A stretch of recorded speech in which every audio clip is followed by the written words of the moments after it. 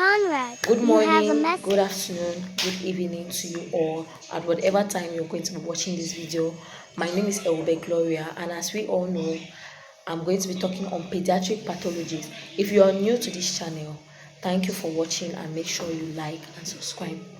So, we are going to be talking on the fourth topic under pediatric pathologies, which is measles in children. We're going to be discussing the definition. Briefly, we are going to be discussing the definition. We are going to be discussing the pathophysiology, the causes, the risk factors, treatment, diagnosis, signs and symptoms, nursing management, prevention, and we are going to conclude on this topic. So let's begin. Moving to the definition, a brief definition for this disease. Measles is a highly contagious disease caused by the measles virus that primarily affects children. Yes, as most people who suffer from measles are children. So, as part of physiology, when this measles virus enters the body through the respiratory tract, or when it is inhaled into the body, it multiplies in the nasopharynx and the lymph nodes of this person, causing it now to spread through the bloodstream and other parts of the body, leading to this condition. Now, for the causes of measles. Measles has two main causes. First, we have the viral cause, which of course is caused by the measles virus, like I mentioned earlier.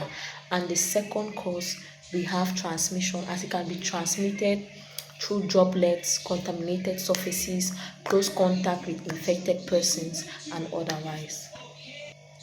Now, we are going to be discussing four main risk factors of measles.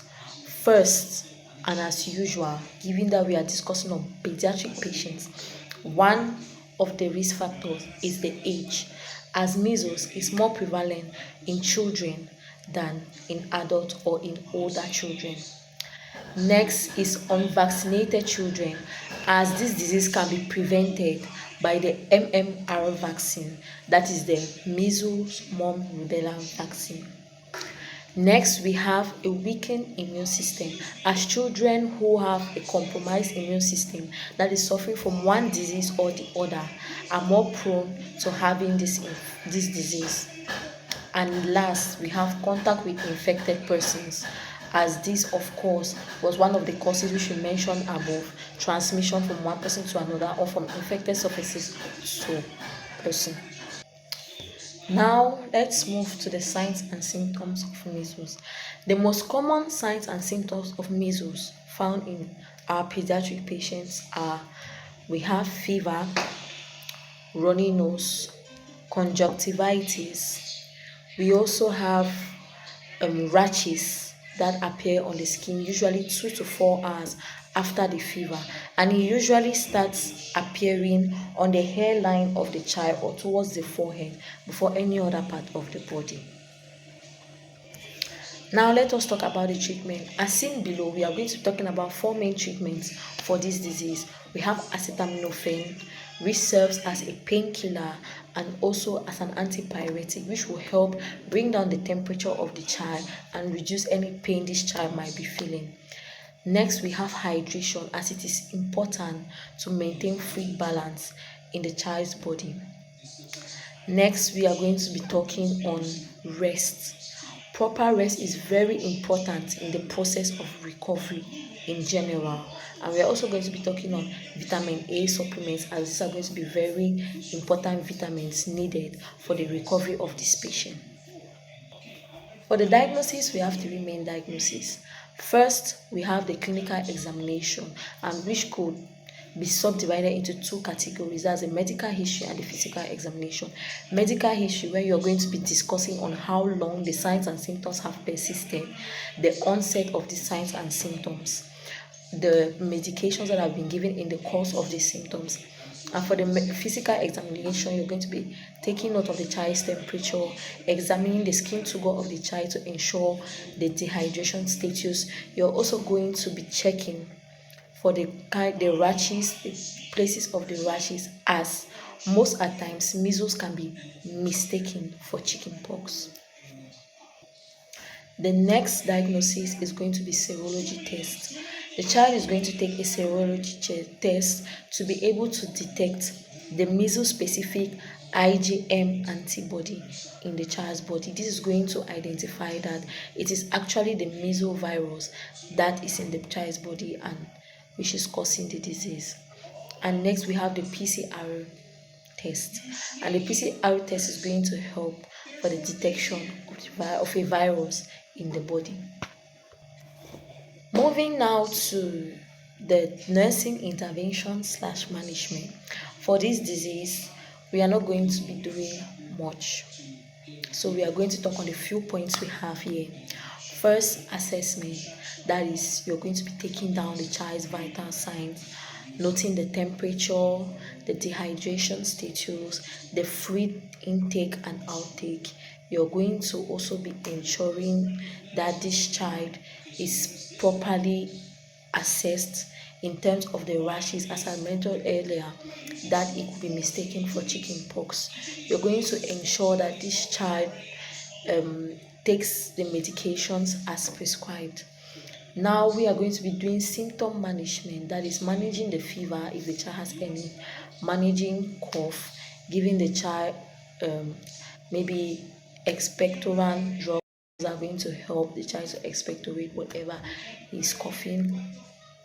Drugs that are also going to help get better for the child.